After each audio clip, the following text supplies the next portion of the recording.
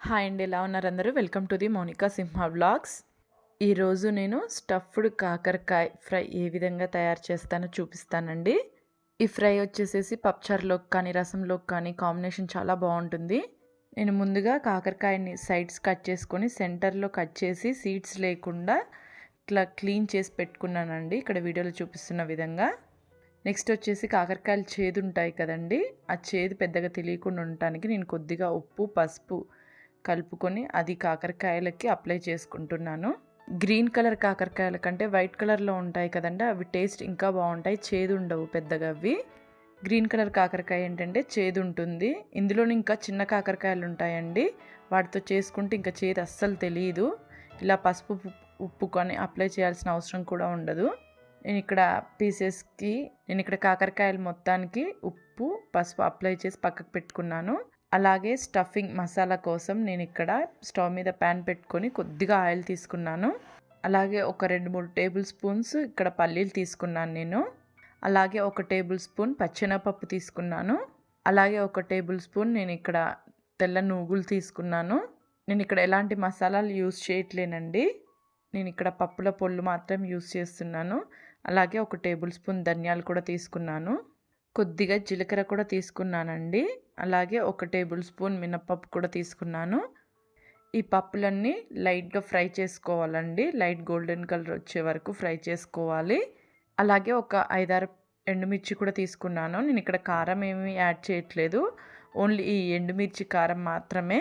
ఈ ఫ్రై చేసుకునే పక్కన పెట్టుకున్న తర్వాత అదే ప్యాన్లో కొద్దిగా ఆయిల్ తీసుకొని నేను ఒక ఆనియన్ పీస్ తీసుకున్నానండి. ఒక ఆనియన్ పీసెస్గా కట్ చేసి తీసుకున్నాను. ఇక్కడ ఆనియన్ లైట్గా ఫ్రై అయిన తర్వాత అందులో కొద్దిగా చింతపండు తీసుకున్నాను నేను. ఇవి స్టవ్ ఆఫ్ చేసి పక్కకు పెట్టుకోవాలి, చల్లారనిచ్చినాక గ్రైండ్ చేసుకోవాలి. నెక్స్ట్ నేను ఇడ్లీ కుక్కర్ తీసుకుంటున్నానండి. ఇడ్లీ కుక్కర్లో కొద్దిగా వాటర్ తీసుకొని అందులో స్టాండ్ పెట్టుకున్నాను. ఇది వచ్చేసేసి కాకరకాయలు లైట్గా ఆ స్టీమ్ మీద ఉడికించుకోవడానికండి. నార్మల్గా గ్రీన్ కలర్ కాకరకాయలకి చేదు ఎక్కువగా ఉంటుంది పెద్ద కాకరకాయలకి, అందుకని లైట్గా చేదు పోవడానికి నేను ఇలా ఉడికించుకుంటున్నాను, స్టీమ్ మీదనే ఉడికించుకుంటున్నాను. నేను ఇక్కడ ఒక 10 మినిట్స్ మగ్గించుకున్నానండి స్లిమ్లో పెట్టేసేసి. నెక్స్ట్ పప్పులు ఫస్ట్ వేయించుకున్నాం కదండి, అవి గ్రైండ్ చేసి తీసుకున్నాను. అవి గ్రైండ్ చేసుకున్న తర్వాత అందులో ముందుగా ఉడికించుకున్న ఆనియన్ చింతపండు కూడా వేసి గ్రైండ్ చేసుకున్న తర్వాత కొద్దిగా సాల్ట్ వెల్లుల్లిపాయలు వేసి గ్రైండ్ చేసుకున్నాను. వీడియోలో చూపిస్తున్న విధంగా కచ్చాపచ్చగా గ్రైండ్ చేసుకోవాలండి. నెక్స్ట్ నాకు ఇక్కడ కాకరకాయలు కూడా ఉడికిపోయాయి. కాకరకాయలు ఒక 50 to 70% ఉడికిపోతే సరిపోతుంది, మరి ఎక్కువ ఉడికించుకోవద్దండి, మెత్తగా స్మాష్ అయిపోతాయి.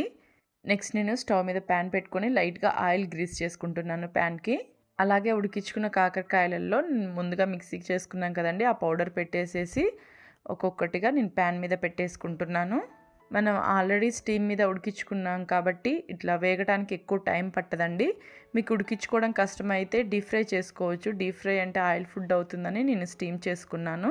ఒక 5 to 10 మినిట్స్ ఉంచితే సరిపోతుందండి. 2 మినిట్స్కి ఒకసారి తిప్పుకుంటూ ఉండాలి కాకరకాయలని, లేదా మాడిపోతాయి. నాకు ఇక్కడ వేగిపోయాయండి కాకరకాయలు కూడా, ఇంకా సర్వ్ చేసేసుకోవడమే. స్టఫ్డ్ కాకరకాయ రెడీ అయిపోయిందండి. రసంలోకి కానీ చార్లల్లోకి కానీ చాలా టేస్టీగా ఉంటుంది కాంబినేషన్. ఒకసారి ట్రై చేసి చూడండి. అలాగే నా వీడియో ఎలా అనిపించిందో కామెంట్ సెక్షన్లో కామెంట్ చేయండి. నా వీడియో నచ్చినట్టయితే లైక్ చేయండి, షేర్ చేయండి, సబ్స్క్రైబ్ చేసుకోండి. అలాగే పక్కనే ఉన్న బెల్ ఐకాన్ని కూడా యాక్టివేట్ చేసుకోండి. థ్యాంక్ యూ వెరీ మచ్ అండి.